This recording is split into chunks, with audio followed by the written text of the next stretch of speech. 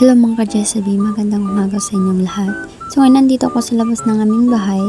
Post muna ako dyan kasi mamaya ay magre-dresser kami. So habang hinihintay ko yung oras, ay nagsahinga muna ako dyan para mamaya pag meron na sila mama ay kakain na lang. So habang hinihintay ko na maluto yung niluluto kong kanin, ay natatameme ako dyan kasi mahangin.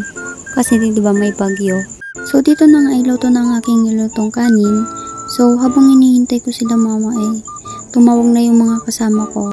Kasama ko na magdresser. So, yan nagre-ready na po ako na papunta doon sa kanila.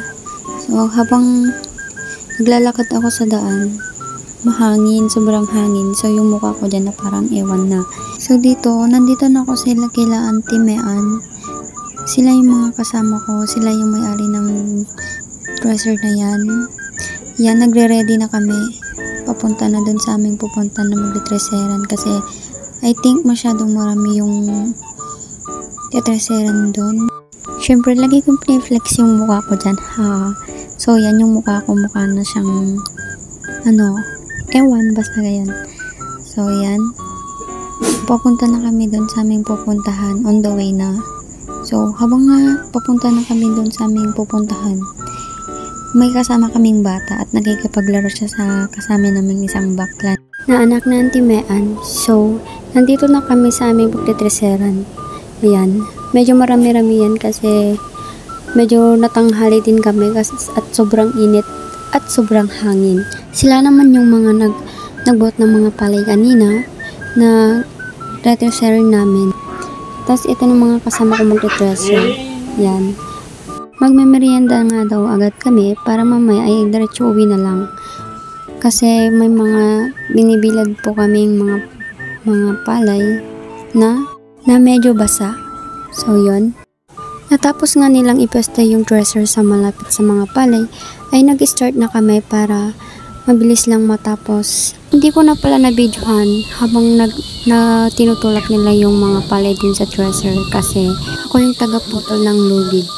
Kaya kinuhanan ko na lang nung malapit na kami matapos. So dito nga, ang nakakon namin ay 41 na kaban ng sako. Yan. Habang hinihintay ko ang mga kasama ko ay pumunta muna ako sa kuliglig. Dito malapit sa puno ng nyog. So yan si papa ko. Pauwi na rin siya kasi tapos naman na. At alam kong pagod siya kaya magpapahinga na yan. So uwi na nga kami at medyo malayo-layo pang aming uuwian. Nandito na nga kami sa bahay nila Auntie Mean at maghahakot na kami ng mga binilig naming mga palay. So yan. Matapos na kami ay naghakot ay pumunta muna kami sa bahay nila Auntie Rose at nagkichika muna konti. At uwi na rin kami maya-maya. Kung itatanong nyo rin po kung bakit ako sumasama sa ganitong mga trabaho ay para pangdagdag po sa aking pag-aaral. So, ayoko naman pong iasa lahat sa aking magulang, kaya ako din po ang nagko-convince sa kanila na sumama sa mga ganitong trabaho. So, nakita ko rin si mama ko sa daan, so uwi na rin siya. So, dito na nga muna magtatapos mga ka-Jessaby ang aking video. Salamat po sa inyong panonood. Thank you for watching!